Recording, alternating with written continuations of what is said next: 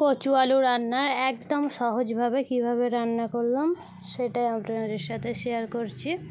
আশা করছি ভিডিওটা না কেটে পুরোটাই দেখার চেষ্টা করবেন। আসসালামু আলাইকুম, সকলেই কেমন আছেন? আলহামদুলিল্লাহ সকলেই ভালো আছেন, সুস্থ আছেন। আজকে কচু আলু কিভাবে রান্না করলাম সেটাই দেখাবো। প্রথমে কচুটাকে গোল গোল করে ছোলটাকে ছিলে কেটে নিয়েছি। একটা কচু দু টুকরো করে কেটে নিয়েছি। তারপর আলুটাও গোল করে কেটে নিয়েছি। এরপরে প্রথমে কচুটাকে ভেজে নিতে হবে। তার জন্য কড়াইয়ে তেল দিয়ে দিয়েছিলাম। তেলটাকে খুব ভালো করে গরম করে নিয়েছি। তারপর ওতে দিয়ে দিয়েছি কচুর মধ্যে দিয়ে দিয়েছিলাম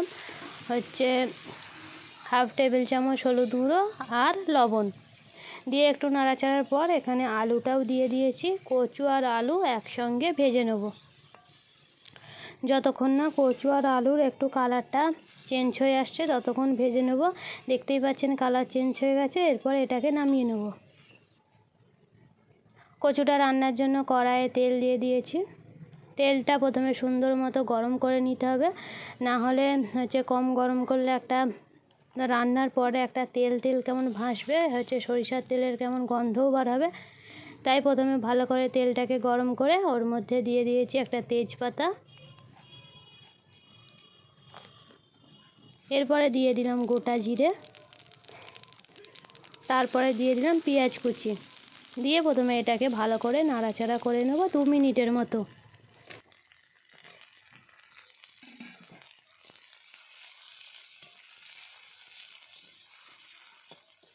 মিনিটের নাড়াচাড়ার পর পেঁয়াজের কালারটা যখন হালকা বাদামি কালার হয়ে এসছে তখন এতে দিয়ে দিয়েছি আদা রসুন বাটা। আদা রসুন বাটাটাও দিয়ে কিছুক্ষণ নাড়াচাড়া করে নেব যতক্ষণ না আদা রসুন থেকে একটা কাঁচা গন্ধটা বেরিয়ে যাচ্ছে। ততক্ষণ আদা রসুনটা নাড়াচাড়া করে নিয়েছি। এরপরে একটা টমেটো কুচি দিয়ে দিলাম। টমেটোটা দিয়েও ভালো করে পেঁয়াজ আদা রসুন টমেটো একসঙ্গে ভালো করে নাড়াচাড়া করে নিচ্ছি।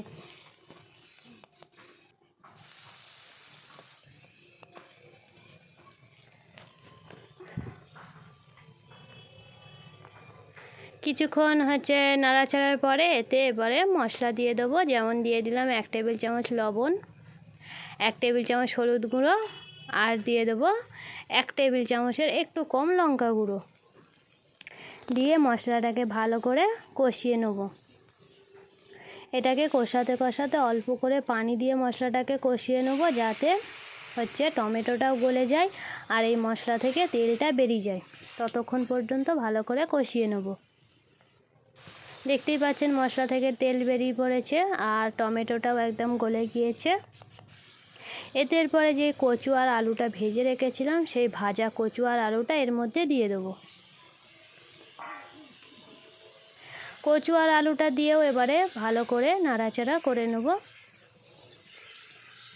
যাতে মশলাটা আলু আর কচুর মধ্যে ভালোভাবে মেখে যায়। কিছুক্ষণ মশলার সঙ্গে নাড়াচাড়া করে নিয়েছি। এরপরে এতে অল্প করে দিয়ে দিলাম পানিটা দিয়ে কচু আর আলুটাকে ভালো করে একটু কষিয়ে নেব। তরকারি কিন্তু যত কষবেন তার স্বাদটা তত ভালো হবে। তাই এখানে পানি দিয়ে দেখতেই পাচ্ছেন কষতে কচু আর আলুর কালারটা কেমন চেঞ্জ হয়ে এসছে।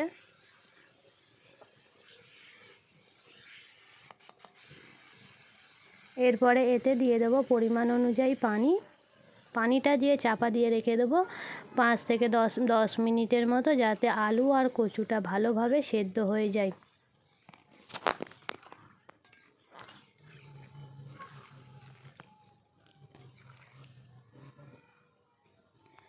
দশ মিনিট ঢাকনা দিয়ে রাখার পরে পানিটা পুরোপুরি ফুটে গেছে আর আলু আর কচুটাও ভালোভাবে সেদ্ধ হয়ে গেছে।